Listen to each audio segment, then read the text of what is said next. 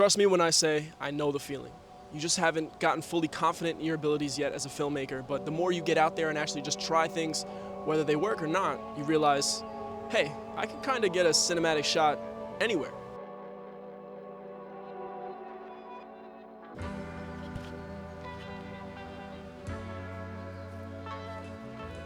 Hollywood makes it really easy to feel like you need crazy lighting setups and studio equipment and a giant team of people and a construction crew to build a custom set to get an image that looks what we like to call cinematic. But guess what, guys? That's bullshit. The reason you feel like you need all this stuff is because you probably haven't done enough solo filmmaking yet to realize the exact opposite is actually true.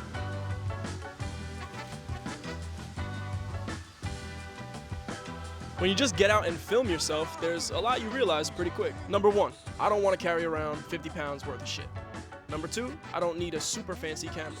Number three, I need a tripod. Number four, I can't add much movement to the shots when you're filming yourself, so lighting and composition becomes extremely important. And number five, I don't need anything other than the sun to get a really cinematic looking shot. But what about if I'm filming indoors? Hey, what about if you shut up, Timmy? Look, guys, if you want to film indoors, it's the same principles. Composition and lighting become king because we can't really add any movement or any of those like little cherries on top that you could do if you had a whole crew.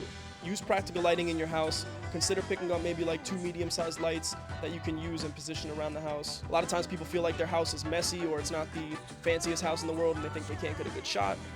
Just experiment with your lighting. Put the sun or the window behind your subject. Use some tighter lenses, some more zoomed in lenses to sort of eliminate the background that people can see and things like that. Little tricks are going to go a long way. Inside, outside, it's all about composition and lighting.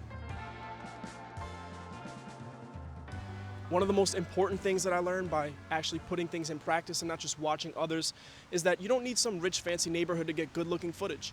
Use what's in your environment, use what's unique to you and your environment, and you'll develop a style and a feeling that's all your own. Doesn't matter if you're inside, outside, shooting on a phone, a cinema camera. The two pillars of a cinematic image are gonna be light and composition, no matter what. Everything else is just sprinkles on top. You don't really need it to achieve a look and a feeling. If you got a camera that can shoot log or raw video like a Blackmagic or some type of cinema-focused camera, getting these looks will even be more effortless for you once you understand the two pillars, because you can really stylize and personalize the mood of your colors in post-production. But like I said, you don't need anything fancy at all. If you're using your phone, get the Blackmagic camera app or the Moment Pro app, which allows you to manually control your phone settings and dial in your exposure manually, the right way.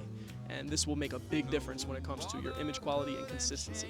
Or maybe consider picking up a used cinema camera if you really want the best possible image quality for the price. Get something like an OG Blackmagic Pocket, pick up a Canon C100 or C100 Mark II. Taking the time to learn whatever camera you're using is going to be way more important than how much the camera cost you.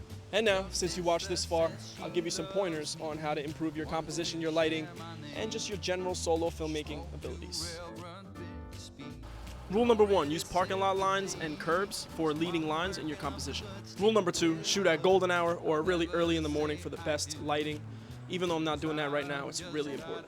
Rule number three, place the sun behind your subject, either to the back right or left, for a real beautiful and natural look. Rule number four is to apply those same principles, place the light behind the subject, but this time we're gonna use practical lights at night and get that horror film look.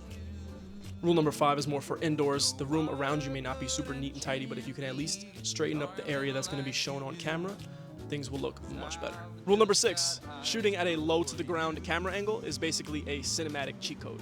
It makes the subject appear way more imposing and just gives things a way more cinematic feeling. Just do it, okay?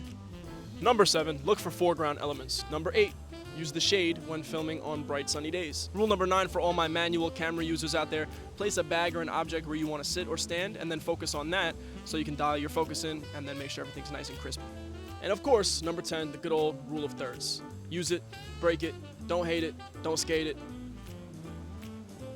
Bars. So I hope you guys found all this helpful. I know a lot of this stuff is things that I learned or heard from people and then had to actually relearn through experience and by teaching myself through practice. All it takes is practice, and don't be so afraid to mess up a shot. Don't be so afraid of, oh, am I not doing this right? Am I breaking this rule? If it looks good, it looks good. So just get out there and shoot, guys. See you next time. Peace.